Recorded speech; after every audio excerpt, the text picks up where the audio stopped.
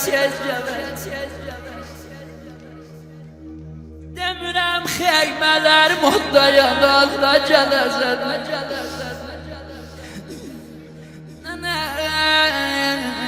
Demirəm Qasemoya Əkbər ölərdə gələr. Mənə minnətdir Əbəlfəzl ölərdə gələsən.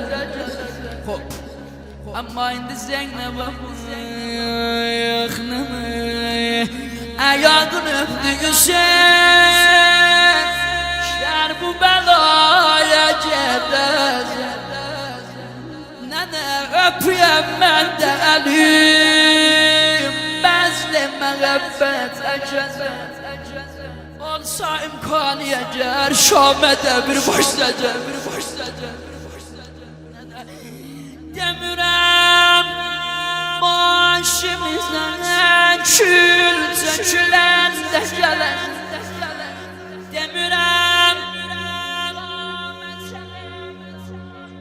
büküləndə gələsən. Bala bana çay gəlin.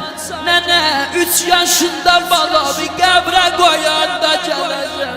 Nənə balamın rəxtini qəsalə soyanda gələsən.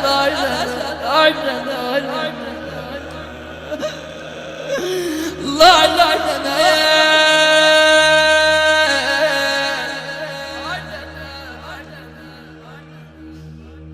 Her kimin nenesi yanıp içi getiren gözümün yaşına diyeler onu. Allahu Ekber. Ve kendim rozamı görümün dinecir anlamayacaksın. Felek bana gelip sonra dayangan soğuk. Bak, em oğlu em kızı ya istiyor namaz.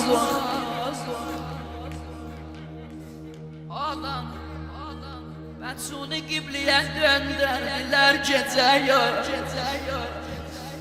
Ali qabağda durub poşti sərdən. Sahabiyə buyurubdur səvə namazı qurur. Balaların çağırıbdır gəlin namaza dur.